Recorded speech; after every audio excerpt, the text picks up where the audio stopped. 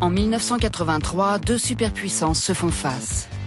Toutes deux possèdent un arsenal nucléaire suffisant pour détruire plusieurs fois la planète et aucune ne sait vraiment ce que l'autre a en tête. En l'espace de quelques mois, une succession d'événements sans lien entre eux a convaincu la vieille garde du Kremlin que les États-Unis étaient sur le point d'attaquer. Or, au même moment, l'OTAN lance une vaste opération de simulation d'une guerre nucléaire.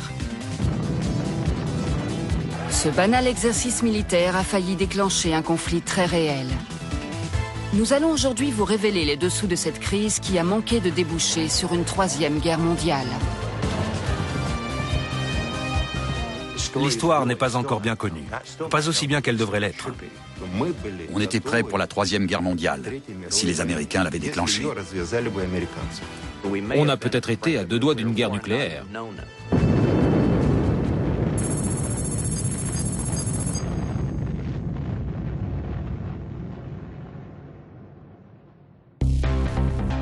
If we are attacked by nuclear weapons, these are the warning sounds you must recognize.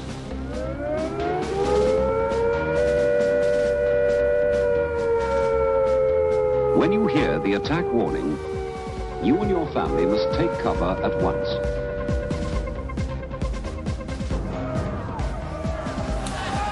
Regen Andropov, South America! I mean, look how many people are against the bomb, look! 1983. Ronald Reagan est à la Maison-Blanche, Yuri Andropov au Kremlin. Et le risque d'une guerre nucléaire plane dans les airs. En novembre de la même année, des officiels de haut rang de l'OTAN se réunissent dans un abri antinucléaire en Belgique. Venus de différents pays d'Europe et d'Amérique du Nord, ils vont prendre part à un exercice de simulation militaire qui porte le nom d'Able Archer. Able Archer était un banal exercice de poste de commandement. Il faut savoir qu'aucune troupe, ni aucun blindé ne prend part à ce genre de manœuvre. Les forces déployées sont juste quelques malheureux escadrons et régiments de transmission qui doivent tenir des postes de guerre et s'entraîner à s'envoyer des messages.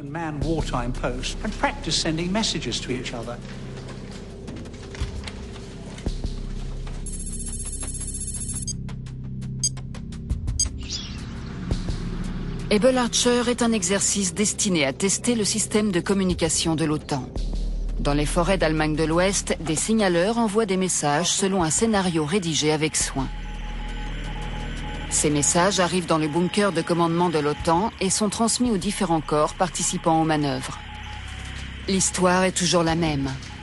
Elle commence par un incident diplomatique qui est rapidement monté en épingle et se conclut par l'invasion de l'Europe par les troupes soviétiques.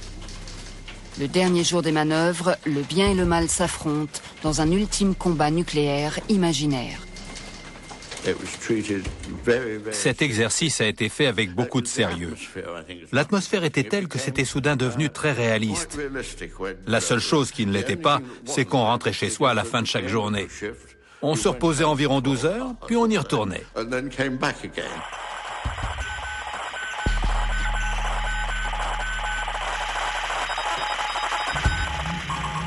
Sur tout le territoire de l'URSS, les stations d'écoute surveillent de près l'opération Able Archer. Les soviétiques savent qu'il s'agit là de manœuvres, mais elles ne pouvaient intervenir à un pire moment.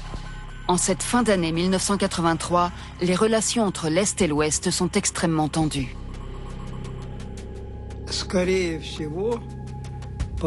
Ces manœuvres ressemblaient à une provocation. C'était la mise en scène d'un conflit majeur, destiné à déstabiliser ou d'une certaine manière à tester la direction politique et l'état-major de l'Union soviétique.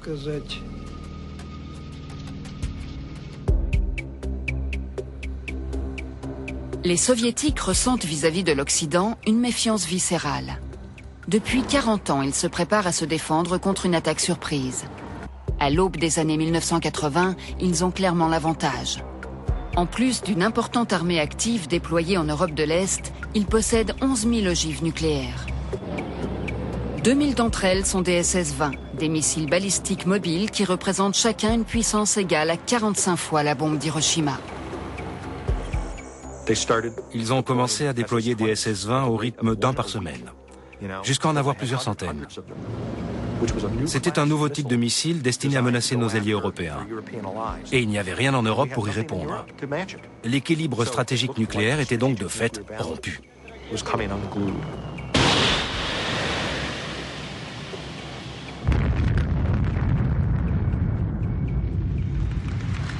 Ladies and gentlemen, the President of the United States, Ronald Reagan. Le président Reagan était un personnage héroïque, mais ce n'était pas un romantique. Il pensait que nous devions atteindre au minimum une situation de parité et la possibilité de négocier en position de force. D'où la politique d'expansion militaire qui a marqué son premier mandat.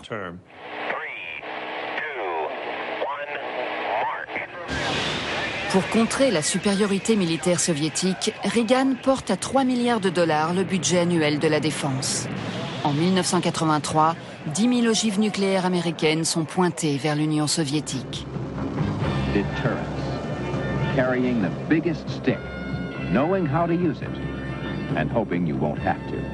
The principle of nuclear deterrence, that strategy was a strategy. La dissuasion nucléaire, c'était une stratégie de dernier recours, adoptée après la Seconde Guerre mondiale, dans le but d'éviter un troisième conflit qui aurait anéanti notre civilisation. Le fleuron de la politique d'expansion militaire de Ronald Reagan est un missile nucléaire de portée intermédiaire qui doit être introduit en Europe en novembre 1983. L'arrivée imminente du Pershing II rend les militaires soviétiques nerveux.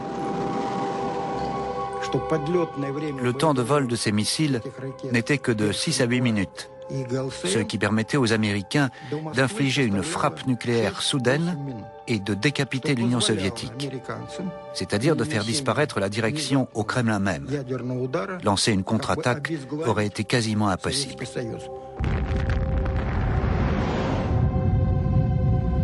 Pour les deux camps, l'enjeu est considérable. Et les soviétiques ont l'impression que Ronald Reagan est déterminé à aller encore plus loin.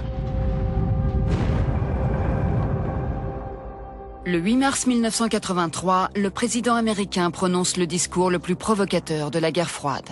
To ignore the facts of history and the aggressive impulses of an evil empire, to simply call the arms race a giant misunderstanding, and thereby remove yourself from the struggle between right and wrong and good and evil.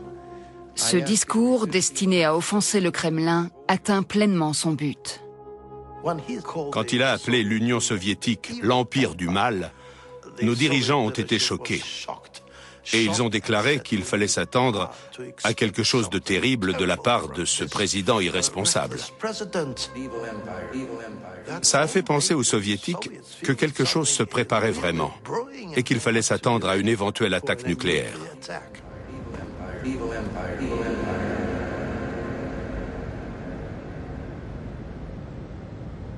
Face à l'hostilité grandissante des États-Unis, l'Union soviétique a besoin d'un dirigeant fort. Yuri Andropov, le nouveau secrétaire général du comité central, est de santé fragile. Cet espion de carrière qui n'a jamais visité l'Occident a succédé à Brejnev en novembre 1982. Je connaissais très bien le directeur du KGB, Yuri Andropov. J'avais souvent un lien direct avec lui dans mon travail. La vieille garde se méfiait de lui. Il le trouvait intellectuellement supérieur et il n'était pas à l'aise avec lui.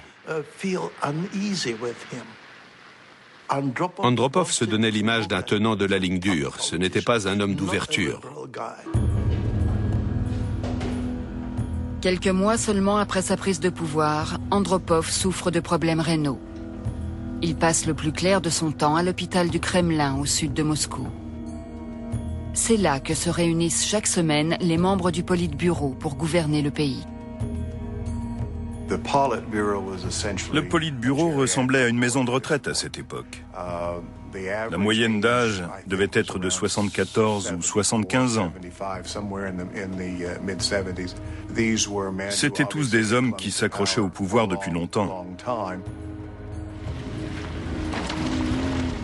Les seuls renseignements que les Américains obtiennent sur eux proviennent d'une source inhabituelle. On avait appris beaucoup de choses sur leur caractère et leurs relations personnelles en interceptant les communications radio entre leurs limousines. Ça nous permettait d'avoir accès à un versant plus intime de leur personnalité. On recueillait des renseignements comme le nom de l'équipe de foot qu'ils soutenaient. On savait tout ce qu'ils disaient les uns sur les autres. On connaissait tout de leurs problèmes de santé, dont ils parlaient de façon très crue. À les écouter, on avait l'impression qu'ils étaient tous sur le point de passer l'arme à gauche, et c'était le cas. Si la politique militariste et les discours belliqueux de Ronald Reagan rendent les vieux dirigeants soviétiques nerveux, ce n'est là qu'un début.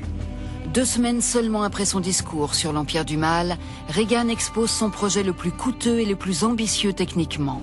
L'initiative de défense stratégique, ou IDS, mieux connue sous son surnom de guerre des étoiles.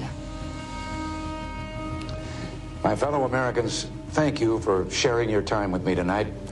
Let me share with you a vision of the future which offers hope. It is that we embark on a program to counter the awesome Soviet missile threat with measures that are defensive. What if free people could live secure in the knowledge that their security did not rest upon the threat of instant U.S. retaliation to deter a Soviet attack, that we could intercept and destroy strategic ballistic missiles before they reached our own soil or that of our allies. Pour les autorités soviétiques, il s'agit clairement d'une déclaration d'intention. La capacité de détruire leurs missiles dans l'espace rendrait leur vaste arsenal nucléaire totalement inutile. On était soudain sans défense. Tout l'argent qu'on avait mis dans nos missiles l'avait été pour rien. Il allait nous coincer. Reagan était anticommuniste. Il considérait l'URSS comme l'empire du mal. Il allait nous coincer, nous détruire dans nos bunkers. On pensait qu'ils comprendraient que le projet IDS n'était pas destiné à les menacer vraiment. Et que s'ils en venaient à dire ça, ce serait de la désinformation. On n'allait pas, nous, les États-Unis, déclencher une 3e guerre mondiale ou faire Pearl Harbor. C'était naïf, mais c'était la façon de penser dominante. Et ça l'est toujours, pour être honnête. Les dirigeants soviétiques vivent toujours dans la peur d'une attaque surprise. Ils n'ont pas oublié l'humiliation de juin 1941, quand sous le couvert d'un exercice, Hitler a envahi l'Union soviétique au cours de l'opération Barberousse.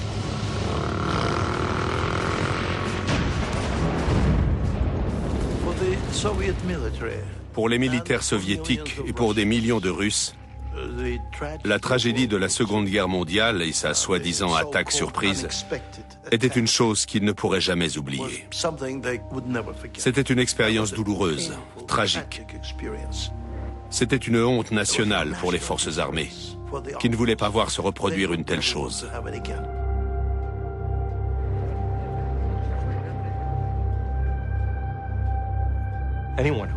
Tous ceux qui avaient vécu cette terrible épreuve ne pouvaient pas considérer l'administration Reagan avec bienveillance. Ils allaient se préparer à contrer une opération Barberousse nucléaire, qui était la chose qui les hantait tous.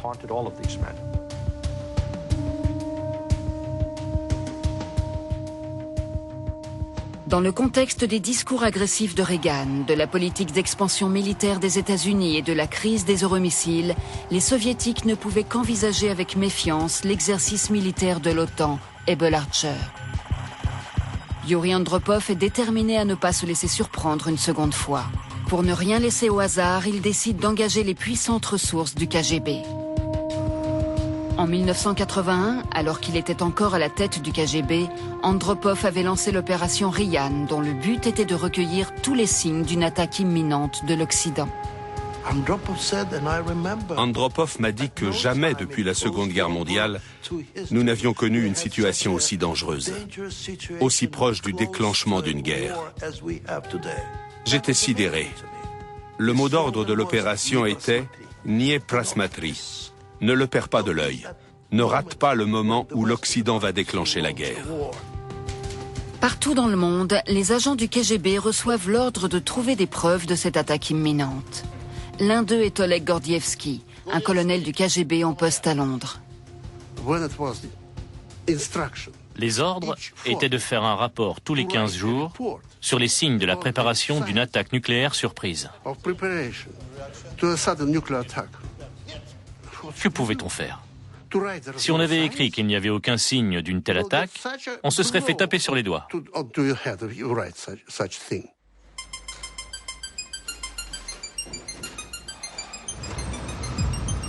La liste des signes laissant présager une guerre nucléaire imminente est interminable.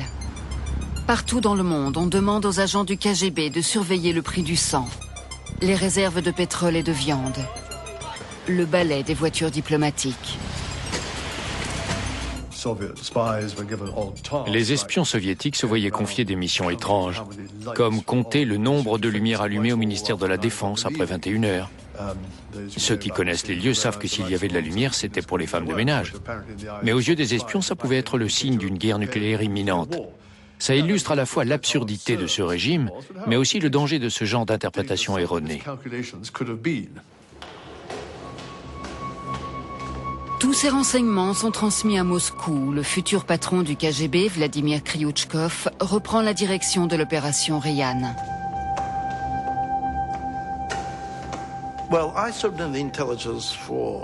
J'ai servi 32 ans dans le renseignement et j'ai eu différents chefs.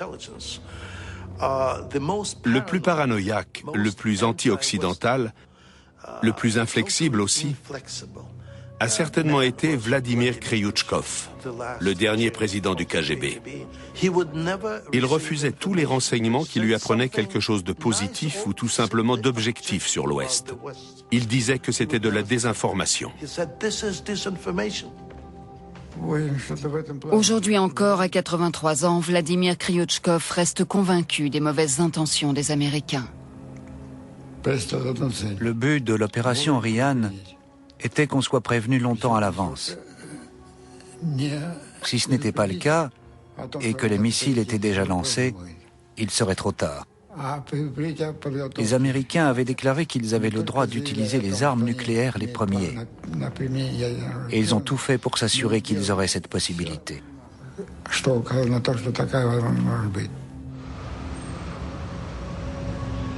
À la Loubianka, le quartier général du KGB, Kryuchkov a réservé une salle spéciale pour l'opération Ryan. Là, tous les rapports des agents sont intégrés dans un ordinateur géant et pointés sur un tableau. Les analystes mettaient une croix dès qu'ils recevaient un rapport sur des signes de préparation d'une attaque. Or, le nombre de croix augmentait petit à petit, ce qui laissait penser que quelque chose se préparait.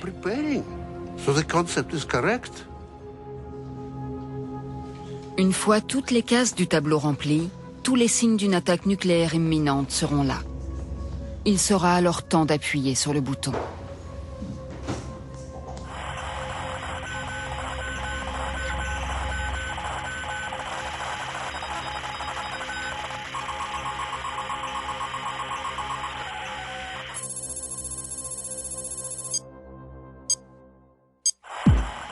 Le 4 novembre 1983, l'exercice de l'OTAN s'accélère.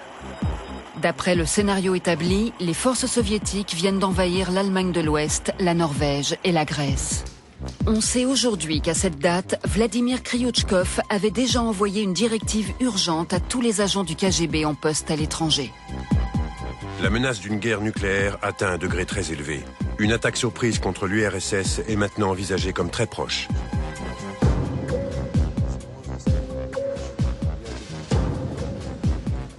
Qu'est-ce qui a pu pousser le chef du KGB à émettre une directive aussi alarmiste? Pas seulement l'exercice Able Archer. Les Soviétiques soupçonnent les Américains d'avoir trouvé 8 semaines plus tôt le prétexte dont ils avaient besoin pour partir en guerre.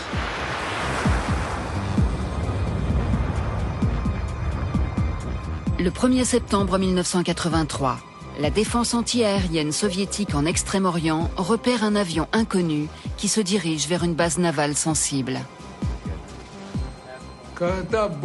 L'avion qui avait violé notre espace aérien était déjà au sud du Kamtchatka. Et alors qu'il survolait la mer d'Okhotsk, soudain un satellite est apparu au-dessus de lui. Et l'avion a envoyé un signal au satellite. Les militaires soviétiques sont convaincus qu'il s'agit d'un avion espion américain qui viole leur espace aérien. En 1983, les pilotes américains effectuent régulièrement ce genre de mission de reconnaissance. Ils recueillent autant de renseignements qu'ils le peuvent, puis regagnent l'espace aérien international. Mais ce mystérieux appareil continue sur sa lancée. 2 avions de chasse soviétiques décollent en urgence.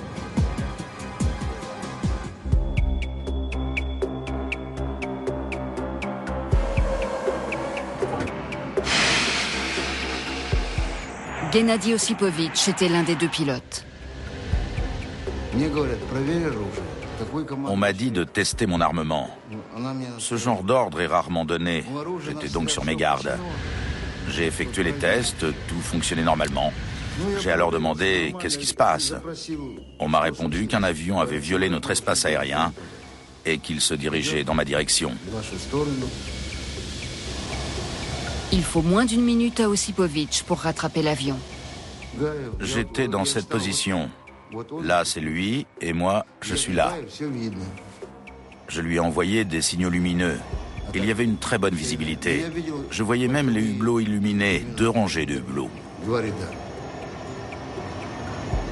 L'avion ne répondant pas, Osipovitch reçoit l'ordre de tirer une salve d'avertissement. Ce n'étaient pas des balles traçantes. Je ne les ai même pas vues. C'était de simples balles perforantes. L'avion commence enfin à changer de cap. Il vire et se dirige vers l'espace aérien international. Dès que j'ai eu cette information, je l'ai rapportée à Ogarkov, le chef de l'état-major. Il m'a ordonné de détruire l'avion immédiatement. Les contrôleurs aériens soviétiques ne savent pas que leur conversation avec Osipovitch a été interceptée par un poste d'écoute américain basé en Extrême-Orient. Voici ce qu'ils ont entendu.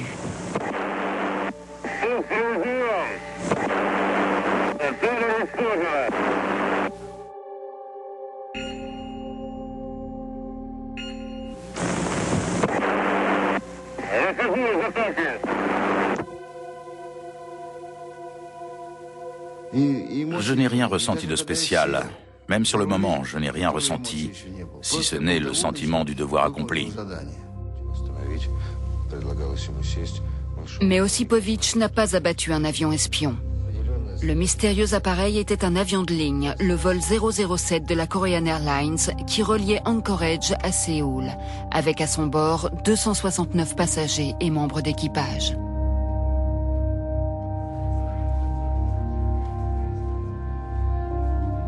What can we think of a regime that so broadly trumpets its vision of peace and global disarmament, and yet so callously and quickly commits a terrorist act to sacrifice the lives of innocent human beings? Dans un premier temps, l'Union soviétique dément catégoriquement avoir abattu l'avion sud-coréen.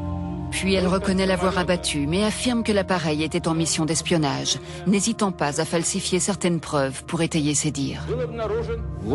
On a modifié les enregistrements. J'avais dit, les lumières des ailes clignotent. Et je devais maintenant dire qu'elles n'étaient pas allumées. Ils ont pris un rasoir électrique, l'ont mis en marche et m'ont fait dire « elles ne sont pas allumées », en utilisant le rasoir pour imiter les bruits de fond dans le cockpit. J'ai dû refaire la prise des tas de fois. Je ne savais pas qu'on pouvait imiter ce bruit avec un rasoir.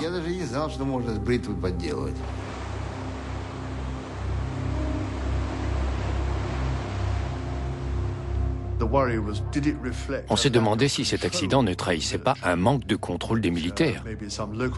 Peut-être qu'un commandant local avait pris cette décision de sa propre initiative, sans instruction directe de Moscou. Et si c'était le cas, qui pouvait par exemple décider d'utiliser des armes nucléaires tactiques? Ça nous avait beaucoup inquiétés. Je pense que les dirigeants soviétiques ont été profondément affectés. Ils étaient très sensibles sur tout ce qui pouvait remettre en cause leur légitimité ou le fait qu'ils étaient des êtres civilisés.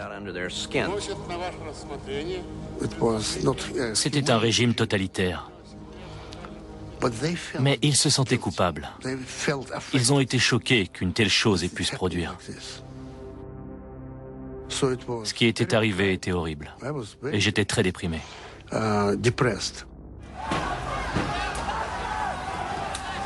La condamnation de cet acte est unanime et les stations locales du KGB sont prévenues que les États-Unis vont exploiter l'incident pour déclencher un violent mouvement anti-soviétique. C'est dans ce contexte très tendu que l'opération Able Archer s'intensifie.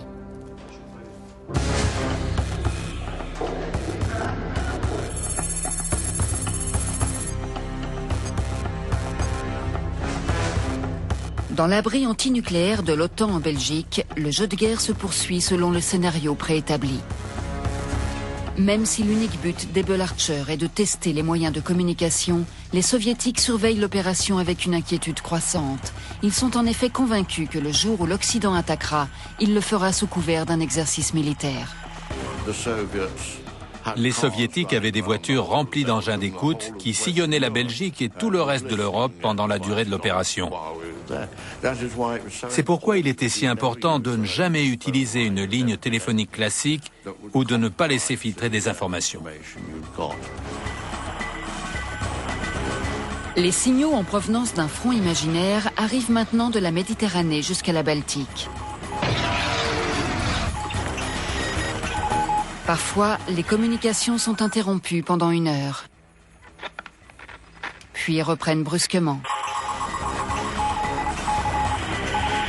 Les soviétiques peinent à rassembler les différents éléments du puzzle.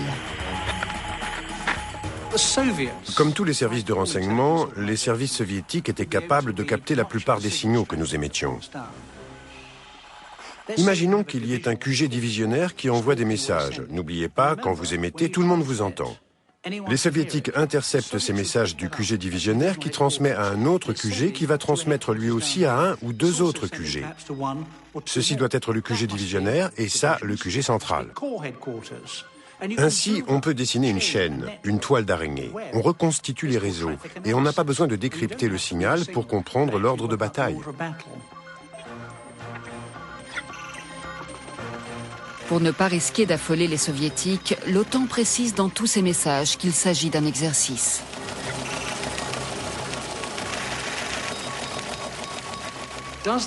Les soviétiques, avec leur naturel méfiant, pouvaient se dire « Bien sûr, ils diraient ça de toute façon.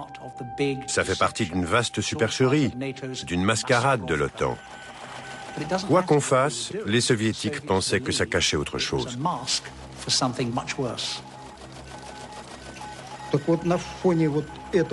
Ces exercices militaires de grande ampleur que menait l'OTAN étaient toujours suspects à nos yeux.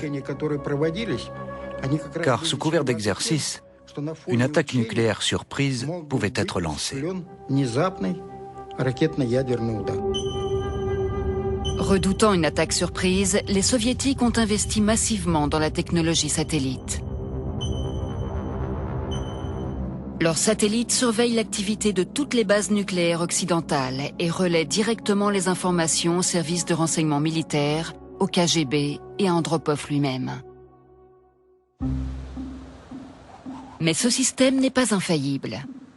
3 semaines après l'épisode du Boeing coréen, un événement beaucoup moins connu du grand public se produit, qui aurait pu avoir des conséquences catastrophiques. Dans la nuit du 25 septembre 1983, le lieutenant-colonel Stanislas Petrov prend le commandement du bunker Serpukhov 15, au sud de Moscou. Il assure la relève d'un autre officier. N'importe qui d'autre aurait pu être de service cette nuit-là, mais c'est tombé sur moi. Ça n'avait rien d'étonnant en soi, c'était un travail tout à fait ordinaire.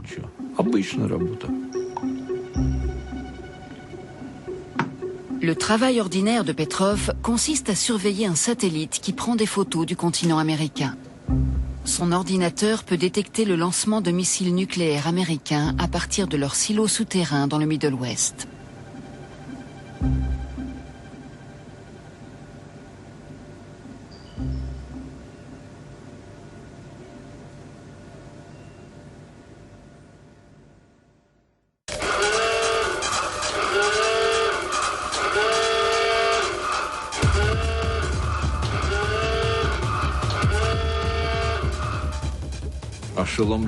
Ça m'a vraiment fait un choc. Une sirène s'est mise à hurler. Le mot lancement clignotait sur les écrans en lettres rouges sur fond blanc. Ça paraissait totalement incroyable. Ne constatant aucun signe de dysfonctionnement des instruments, Petrov s'attend à ce que le satellite fournisse des photos qui confirment le lancement du missile. Mais en Amérique, le soleil est en train de se coucher et les bases de missiles nucléaires sont dans l'obscurité. Il y avait des lumières qui brillaient un peu partout dans la zone. Il était totalement impossible de repérer un lancement de missile. Incapable de distinguer le flash d'un tir de missile, Petrov décide de se fier à son instinct. Il ne tient pas compte de l'ordinateur et désactive le système.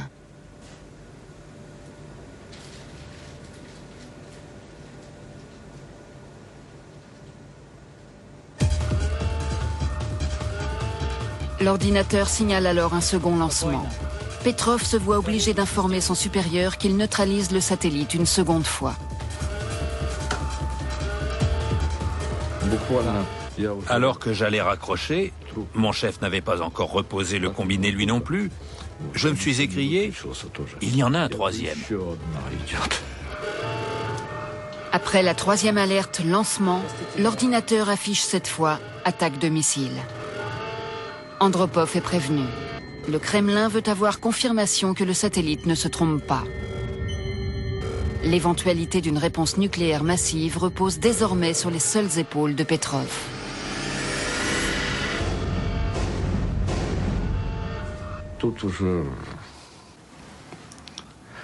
Quand le troisième avertissement est apparu, j'ai commencé à avoir très chaud.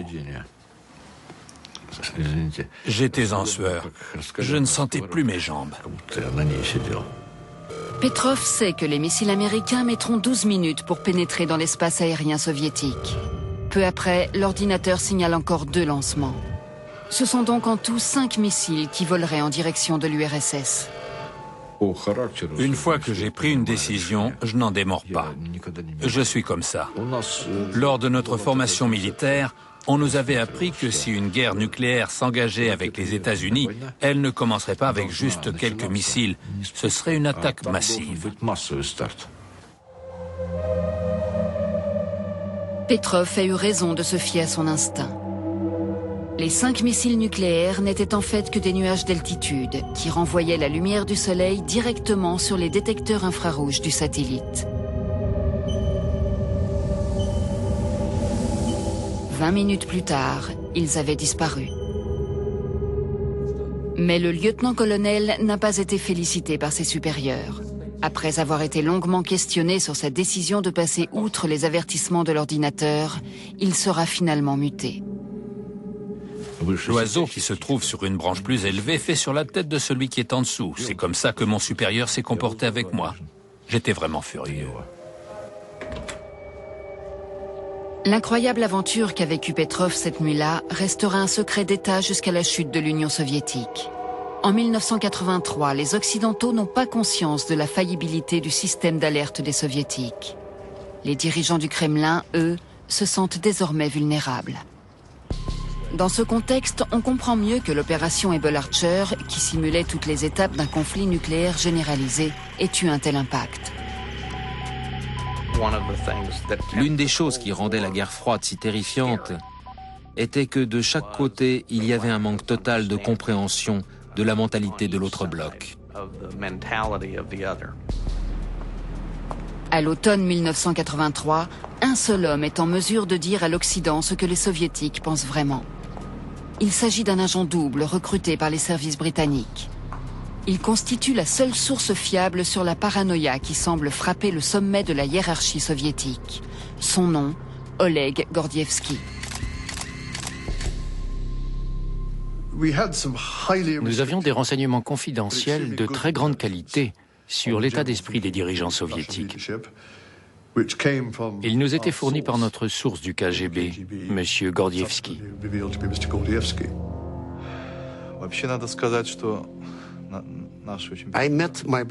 Je voyais mon contact britannique une fois par mois. La rencontre avait lieu à l'heure du déjeuner, à Bayswater, dans un petit appartement loué par les services secrets britanniques.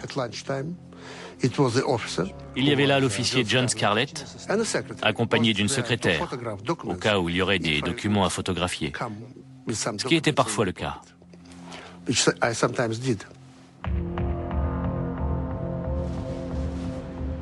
John Scarlett transmet immédiatement ces informations à ses supérieurs, qui les transmettent à leur tour à la CIA, à Washington, en prenant soin de toujours protéger leurs sources. Les dirigeants américains sont impressionnés par la qualité de ces renseignements.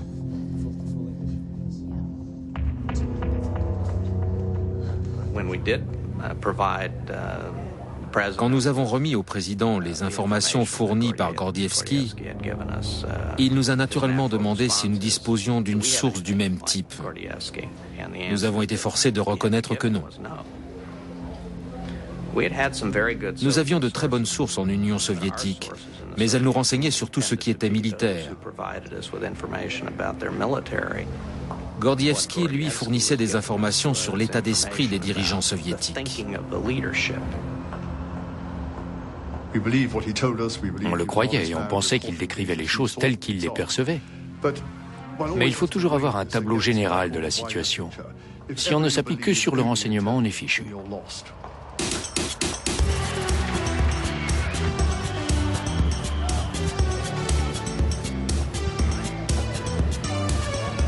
Le mois d'octobre 1983 sera l'un des plus tendus de toute la guerre froide.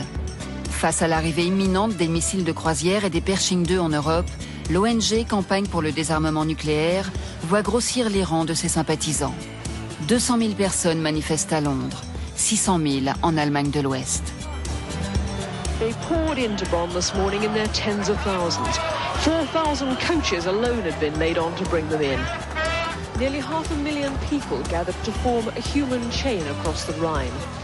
Former Chancellor Willy Brandt told them later he was firmly against Pershing in this country which already has more missiles than any other in Europe.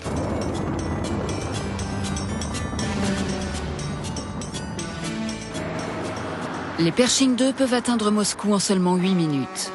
Bien que leur lieu d'installation soit censé être secret, ils sont bien connus des soviétiques grâce aux services de renseignement est-allemands.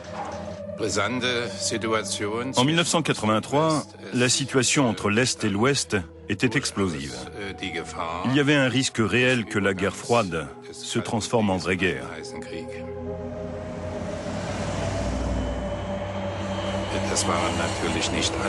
On avait environ 500 sources très importantes en Allemagne de l'Ouest à cette époque et on connaissait parfaitement l'emplacement des missiles.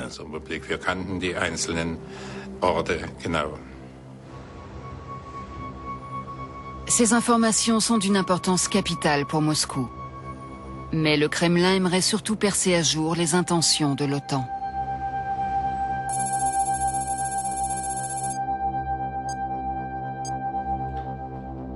Un seul homme pourrait être en mesure de confirmer si l'exercice Able Archer sert en fait de couverture à une attaque nucléaire surprise. C'est un espion allemand qui occupe un poste très important au cœur même de l'OTAN. Il est alors connu sous le nom de Topaz.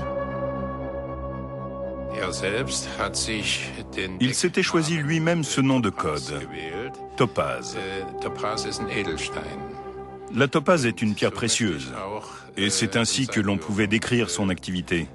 Il était le joyau de notre couronne. L'OTAN a été mon ennemi dès sa création et j'y suis entré pour la détruire. C'est ce que j'aurais fait si je l'avais pu.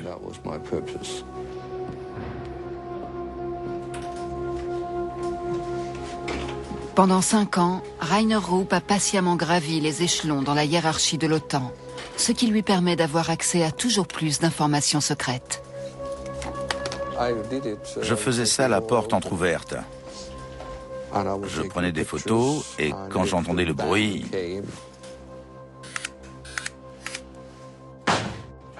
Oh, excusez-moi, j'avais laissé ça dans le passage. Envoyez-moi ça avant 2 heures. Et je continuais de prendre mes notes. Bonsoir. Au bout d'un moment, ça devient un travail de routine, et on n'a même plus le cœur qui bat. Les renseignements fournis par Topaz sont très précieux, et les soviétiques en redemandent. L'agent double réussit à avoir accès au document le plus secret de l'OTAN, qui porte le nom de MC-161. C'était cosmique top secret, le plus haut degré de classification d'un document. On devait le consulter sur place. On ne pouvait pas l'emporter dans son bureau, c'était juste en consultation. Vous l'avez photographié? Oui, je l'ai photographié dans son intégralité, ça a été un énorme travail. Mais je ne vous dirai pas comment j'ai fait. Si le MC-161 est si bien gardé, c'est parce qu'il renferme des informations cruciales. Ce n'est pas un plan de bataille, mais un compte-rendu détaillé de tout ce que les soviétiques savent sur l'OTAN. Si vous savez ce que votre ennemi sait de vous, vous savez par exemple qu'il ignore certaines de vos forces et aussi certaines de vos faiblesses. C'est un avantage incommensurable. Tout au long de l'année 1983, Rainer Rupp tient les soviétiques informés des intentions de l'OTAN.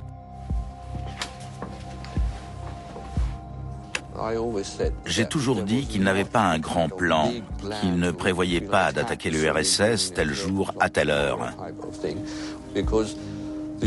Les gouvernements européens n'auraient jamais accepté de participer à un tel projet, surtout le gouvernement allemand, car la plupart ne s'en seraient jamais relevés.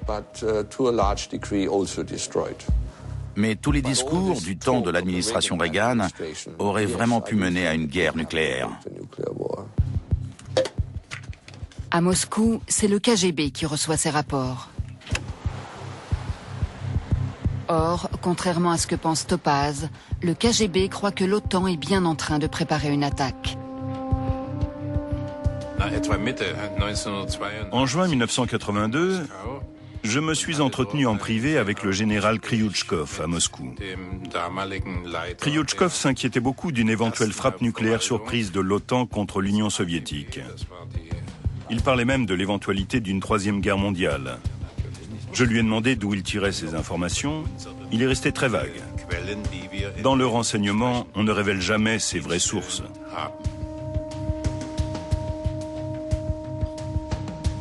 Le réseau de renseignement est toujours en place. Soucieux de plaire à leurs supérieurs à Moscou, les agents du KGB en poste dans le monde entier continuent à leur envoyer des rapports dans le cadre du programme Ryan. Qu'ils soient exacts ou non n'a plus vraiment d'importance. Ils ne servent qu'à renforcer le vent de panique qui souffle sur le Kremlin. Le programme Ryan était absolument vital, car il devait prévenir la direction du parti de l'imminence d'une attaque.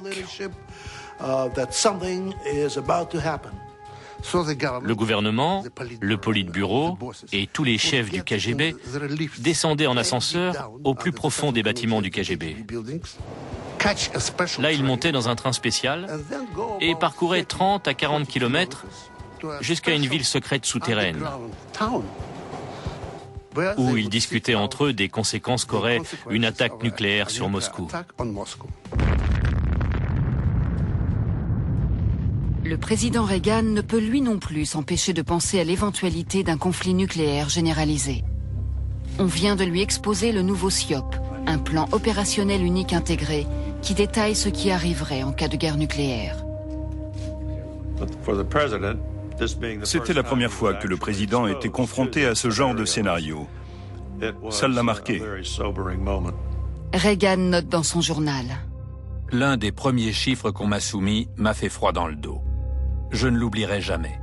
Le Pentagone affirme qu'un conflit nucléaire avec l'Union soviétique ferait au moins 150 millions de morts de notre côté, même si en fin de compte, nous l'emportions. Malgré ça, il y a encore des gens au Pentagone pour dire qu'une guerre nucléaire est gagnable. Je pense qu'ils sont fous. Le président demande alors qu'on accélère les recherches portant sur son projet de guerre des étoiles. Aux yeux du KGB, ceci est une preuve de plus que les Américains se préparent à la guerre.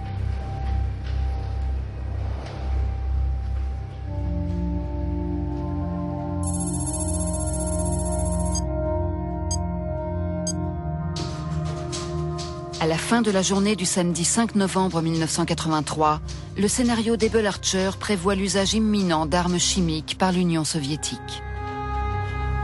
Ce même soir, nous le savons aujourd'hui, Oleg Gordievsky reçoit de Moscou un télégramme qui détaille le calendrier d'une première frappe occidentale.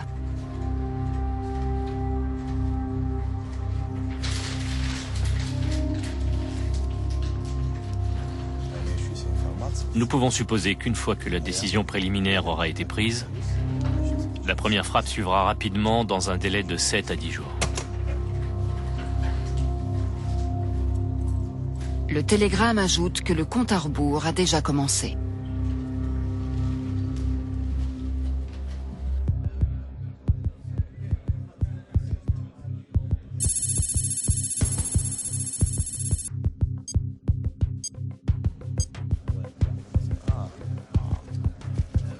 Le lundi 7 novembre, le scénario de guerre Able Archer entre dans une nouvelle phase. Les soviétiques ont utilisé des armes chimiques, ce qui va nécessairement entraîner une riposte sous la forme d'une frappe nucléaire.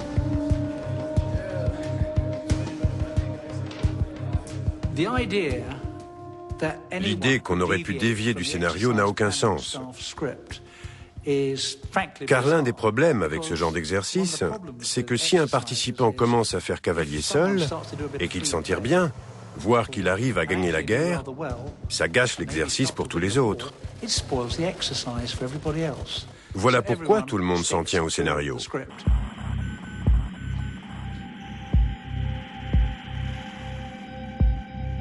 Alors que les soviétiques suivent de près la guerre imaginaire à laquelle se livre l'OTAN, de nouvelles informations potentiellement inquiétantes arrivent au KGB. Un peu partout dans le monde, les installations militaires américaines sont placées en état d'alerte maximum. Une mesure qui n'a paradoxalement rien à voir avec une guerre nucléaire imminente. Le 23 octobre 1983, soit 2 semaines avant le début de l'opération Able Archer, un camion piégé a explosé dans une base américaine des Marines à Beyrouth. 241 soldats ont trouvé la mort.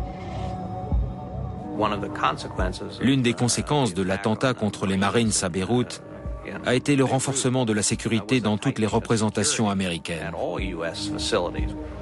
On a même garé des camions devant la Maison-Blanche en guise de protection.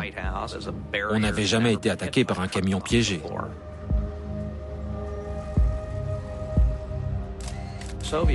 Les Soviétiques auraient dû comprendre que ce renforcement de la sécurité était dû à ce qui s'était produit à Beyrouth et n'avait rien à voir avec ce qui se passait en Europe.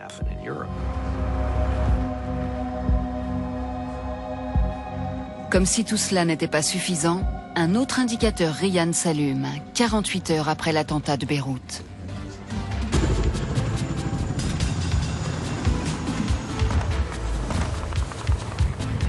Sans aucune forme d'avertissement, des Marines américains débarquent sur la toute petite île de la Grenade afin de renverser le régime communiste en place.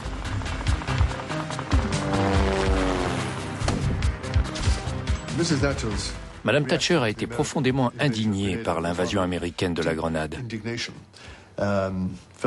Tout d'abord, elle n'avait même pas été prévenue ni consultée. Et ensuite, les Américains avaient pénétré dans l'un des dominions de la reine sans même demander la permission. L'invasion américaine provoque une avalanche de communications codées entre Madame Thatcher et la Maison-Blanche. Il y a eu des échanges téléphoniques très vifs à ce moment-là. Je pense qu'avec le recul, le président Reagan a dû regretter de ne pas l'avoir prévenu. Le KGB interprète cette augmentation soudaine des communications comme les prémices d'une attaque nucléaire.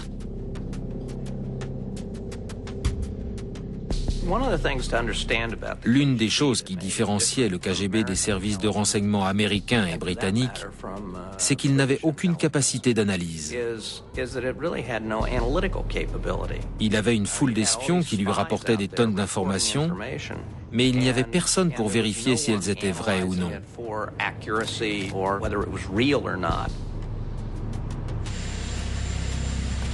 Si le président Reagan compte attaquer l'Union soviétique, il n'en laisse rien transparaître. Le 8 novembre au petit matin, il s'envole pour un voyage en Corée du Sud et au Japon. Il emporte cependant la valise de 18 kilos contenant les codes de lancement que doit utiliser le président en cas de guerre nucléaire.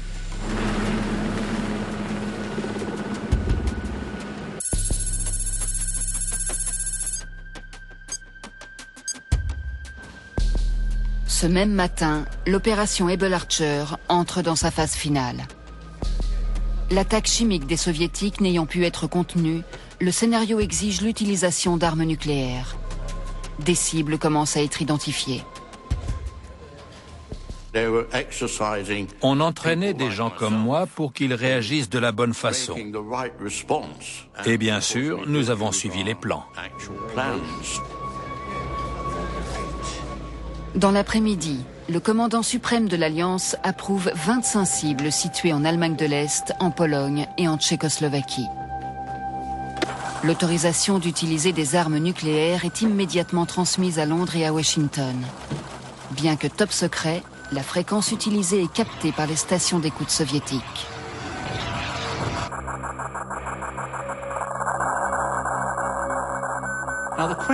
Il serait intéressant de savoir si les soviétiques étaient en mesure de lire les procédures de lancement d'engins nucléaires. Nous pensons a priori que non, mais ils ont réagi immédiatement.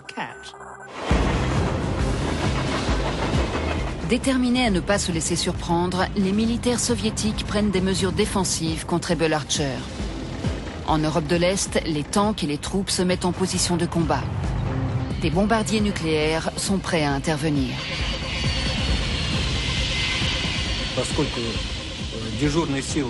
Tous les équipages se tenaient prêts. Les pilotes ont reçu l'ordre de monter dans leur appareil et de démarrer les moteurs. Ensuite, on a attendu de savoir si on allait décoller ou juste rester là. C'était très dur d'attendre comme ça. On avait les nerfs à vif. Dans la Baltique, la puissante flotte du Nord se prépare à une attaque imminente. Nos grands navires, des croiseurs, se sont rapprochés des falaises, qui étaient nombreuses dans cette zone. Car arriver à distinguer un bateau gris contre une falaise est extrêmement difficile. Aux confins de l'Arctique, de puissants sous-marins nucléaires vont se mettre à couvert sous la glace. Dans l'éventualité d'un conflit nucléaire, leurs missiles intercontinentaux seraient déterminants. Nous avons attendu en nous assurant que nous captions bien les signaux pour réduire au maximum le temps de réaction en cas de contre-attaque. Il est quasiment impossible de repérer un sous-marin sous la glace. Aux yeux des dirigeants soviétiques, ces mesures défensives sont absolument nécessaires. Parmi les militaires, il y a eu au moins plusieurs dizaines d'officiers supérieurs qui y ont cru. C'est pourquoi ils ont eu du poids et ont réussi à convaincre le comité central, le KGB et Andropov lui-même que c'était quelque chose de possible. Les soviétiques n'ignorent pas que l'utilisation de toute arme nucléaire par les Américains exige l'autorisation du président en personne. Au départ, le scénario d'Able Archer prévoyait la participation de Ronald Reagan. Mais au dernier moment, Robert McFarlane a changé le plan. Dès qu'on menait une opération de ce genre, elle était suivie de près par l'Union soviétique. Si on avait fait participer les vrais preneurs de décision, la question se serait posée de savoir si c'était un exercice ou si on avait affaire à une véritable attaque. Le président a été d'accord avec moi pour penser que, même si les soviétiques se trompaient entièrement sur la situation, il fallait éviter de faire monter les enjeux. Et il s'est retiré du projet. Reagan ne participant plus à l'exercice, les autres chefs de gouvernement de l'OTAN ont aussi refusé d'y prendre part. Ils seront remplacés par les différents responsables des valises contenant les codes nucléaires. Le soir du 8 novembre, ces derniers donnent leur autorisation pour l'utilisation de l'arme nucléaire.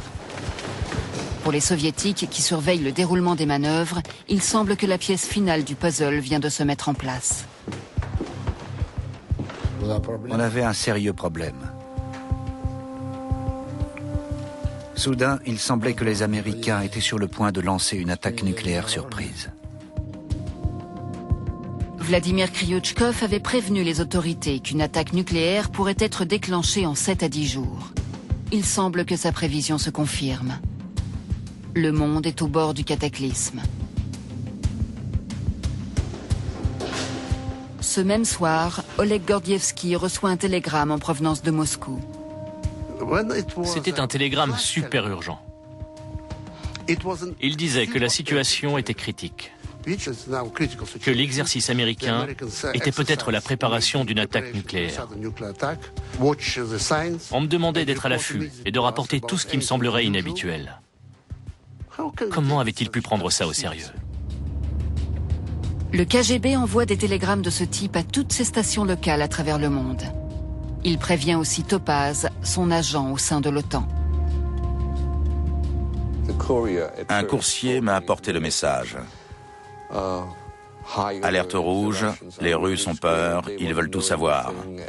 L'OTAN se prépare à la guerre.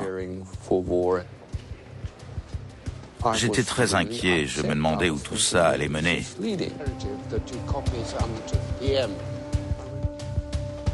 Rainer Rupp est censé prévenir le KGB d'une attaque imminente en utilisant un système de cryptage caché dans une calculatrice. J'écrivais mon message et je le codais. Cette petite machine condensait tout ça en un son très bref.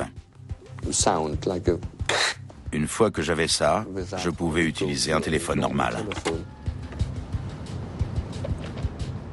Avez-vous envoyé un message pendant Able Archer? Oui. Que disait-il? Que rien ne laissait penser que l'OTAN se préparait à attaquer. Je parlais de l'OTAN, pas des États-Unis. Ce sont deux choses très différentes.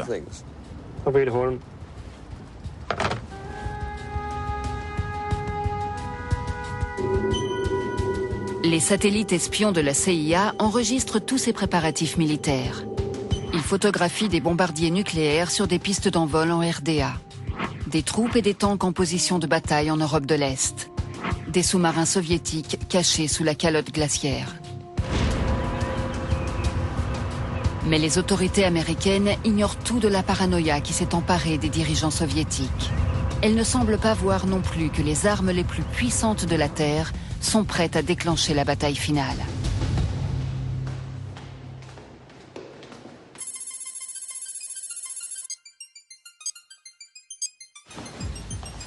Entre-temps, l'opération Able Archer est arrivée à la dernière page de son scénario. Les commandants des forces nucléaires doivent maintenant attendre le petit matin avant de pouvoir appuyer sur le fameux bouton rouge. L'exercice touchait à sa fin. On approchait de l'attaque nucléaire, ce qui a déclenché un sursaut d'intérêt et d'enthousiasme. Au moment critique, on demandait l'autorisation et on rentrait chez nous. Les Alliés n'ont pas conscience que cette nuit est une date particulière dans le calendrier soviétique. En novembre 1983, je servais dans les forces stratégiques nucléaires avec le grade de capitaine. Nos commandants nous avaient toujours dit que la guerre commencerait la veille d'un jour férié, quand les gens avaient l'esprit à la fête, qu'ils étaient détendus. Or, le 7 novembre 1983 est le jour anniversaire de la Révolution d'octobre. Il marque le début de plusieurs jours de commémoration. Dans l'esprit des dirigeants soviétiques, c'est le moment où ils sont le plus vulnérables.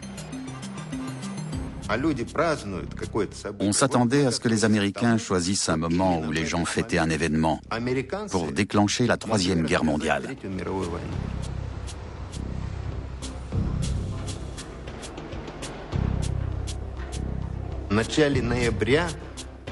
Vers le 3 ou le 4 novembre, peu avant les fêtes de la Révolution, au bunker de commandement, nous avons soudain reçu l'ordre de nous préparer au combat.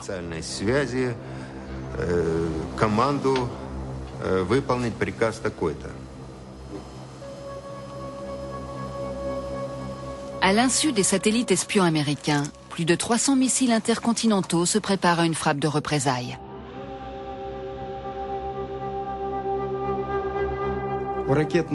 Nos forces nucléaires stratégiques ont secrètement continué, je dis bien secrètement, la procédure de préparation au combat, sans que ce soit communiqué au reste des forces armées.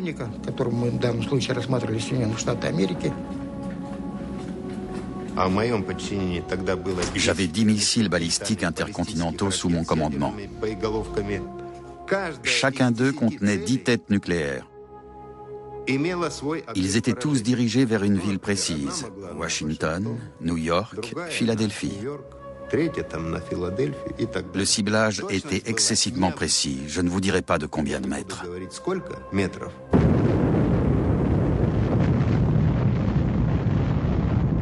Chacun de ces missiles représente 150 fois la puissance de la bombe d'Hiroshima. Et ce n'est pas tout. 75 SS-20 ont également été déployés.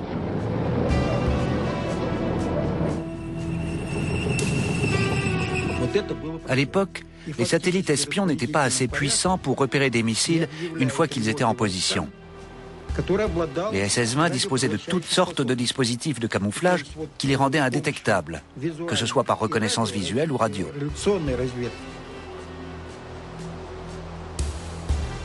C'est le chef de l'état-major général soviétique en personne, le maréchal Ogarkov, qui contrôle tout cet arsenal.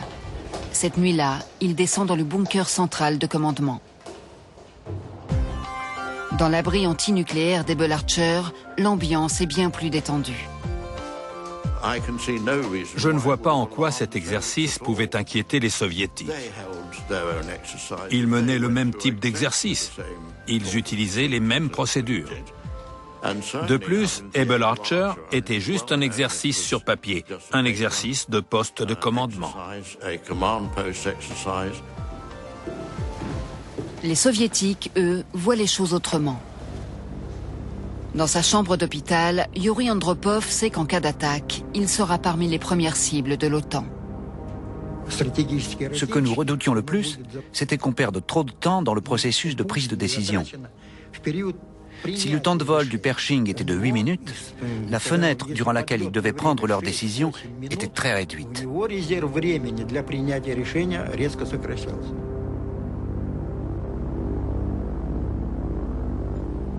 En URSS, 3 hommes peuvent autoriser le lancement d'armes nucléaires. Outre Yuri Andropov, le ministre de la Défense et le chef des armées ont tous les deux le Tchegadze, la valise qui contient les codes des armes nucléaires.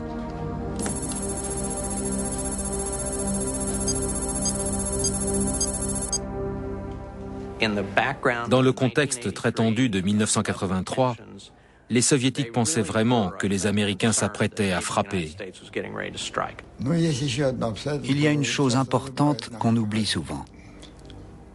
Les Américains avaient déjà utilisé l'arme nucléaire et pas dans le cadre d'un test. Ils avaient détruit 2 villes japonaises. Tout au long de la nuit du 8 novembre 1983, la machine de guerre soviétique attend l'ordre tant redouté. C'est une succession d'événements sans véritable lien entre eux qui a abouti à cette situation. Les Soviétiques sont persuadés que les Américains s'apprêtent à lancer une attaque nucléaire. C'est une idée qu'ils envisagent depuis un certain temps. L'épisode de l'avion de ligne coréen leur a fourni le prétexte rêvé et l'opération Able Archer est une couverture idéale. Les Soviétiques n'ont désormais qu'une chose à faire, attendre que l'ennemi appuie sur le bouton et ensuite contre-attaquer.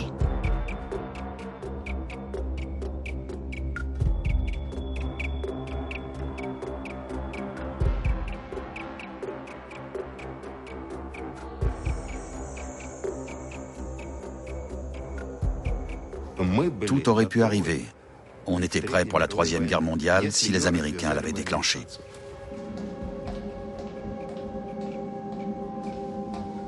Le lendemain, à l'aube, les Soviétiques interceptent un signal de l'OTAN indiquant que des missiles nucléaires ont été lancés.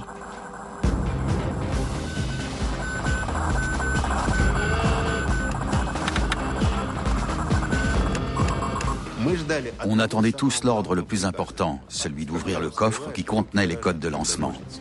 Quand on tient ce document, on a les mains qui tremblent. C'est quelque chose de vraiment terrifiant. Mais on savait que si on nous donnait cet ordre, ça voudrait dire que des missiles américains volaient déjà dans notre direction. Les cibles ont bien été choisies et les messages codés envoyés. Mais les missiles restent des feuilles de papier dans un jeu de guerre hyper réaliste. Le dernier matin de l'opération Able Archer, 350 armes nucléaires imaginaires sont lancées sur des cibles en Europe de l'Est et en Union soviétique.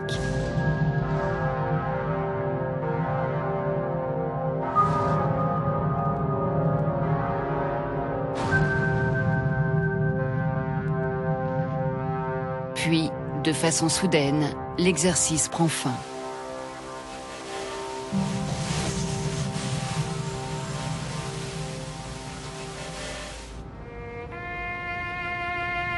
C'est après tout le 11 novembre, jour de l'armistice.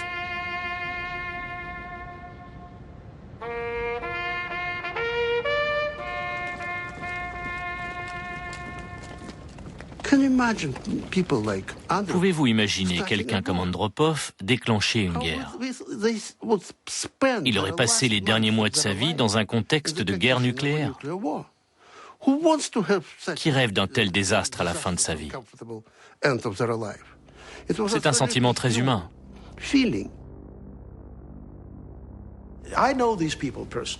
Je connais bien ces gens. Ils n'auraient jamais fait parler les armes en premier. Ça fait partie de la culture russe et c'est souvent mal compris en Occident. Nous avons connu trop de guerres, nous avons perdu des millions de compatriotes. Pour nous, la guerre est vraiment le dernier recours. Andropov savait que dans le tableau de l'opération Ryan, toutes les cases n'avaient pas été cochées. On n'en avait coché que la moitié. Et ce n'était donc pas une preuve. Il n'y avait en fait pas de véritable signe de préparation d'une attaque nucléaire. Les plus soulagés par ce happy end sont ceux qui avaient le doigt posé sur le bouton, les responsables du lancement des missiles soviétiques.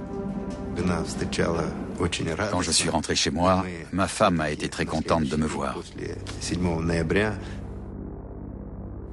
Tout le monde était content.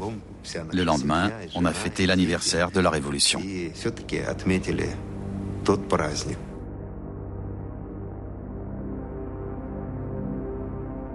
on le fête toujours aujourd'hui.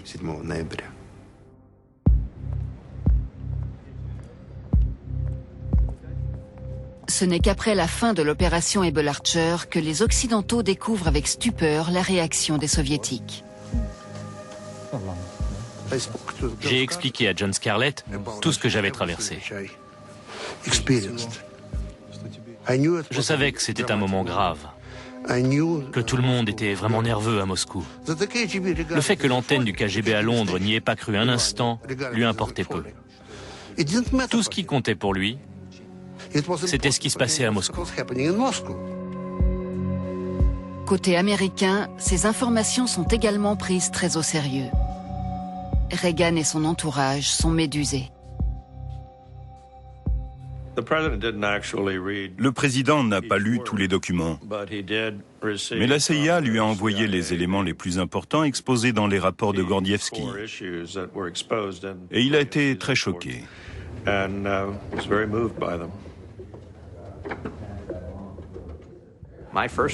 Ma première réaction à la lecture des rapports de Gordievsky a été de me dire que ça indiquait un grave dysfonctionnement de notre système de renseignement, mais surtout que cet exercice d'Able Archer nous avait menés au bord de la guerre nucléaire sans même qu'on en ait eu conscience.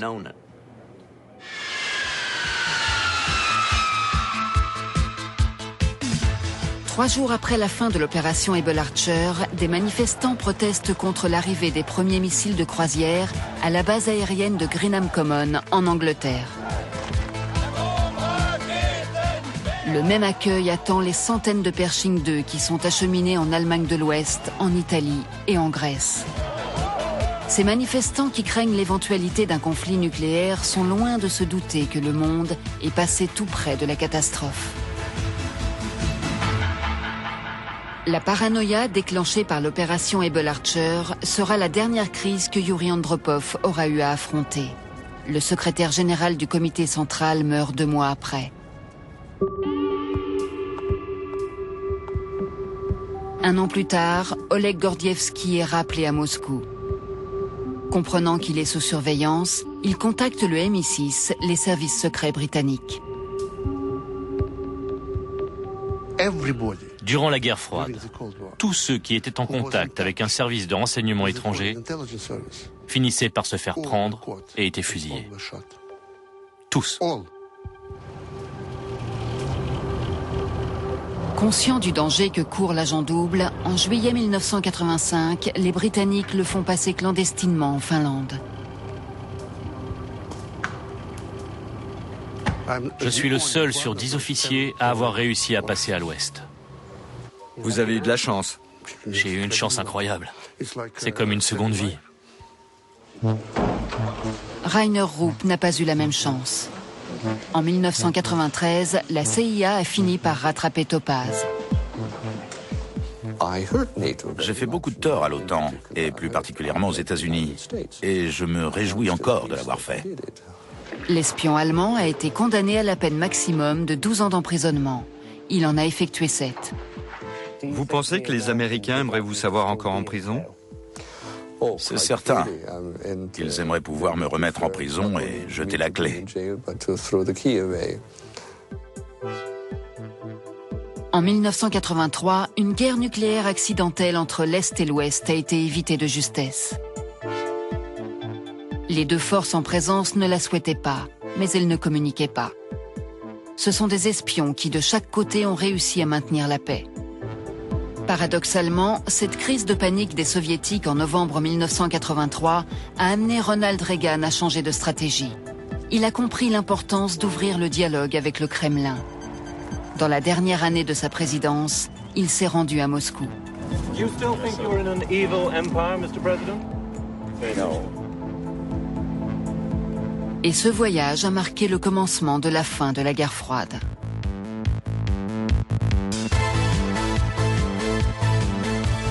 « 20 ans plus tôt, la guerre froide battait son plein. Devant le mur de Berlin, Kennedy prononçait cette phrase qui devait rester dans l'histoire. Ich bin ein Berliner. Documentaire, dans un instant.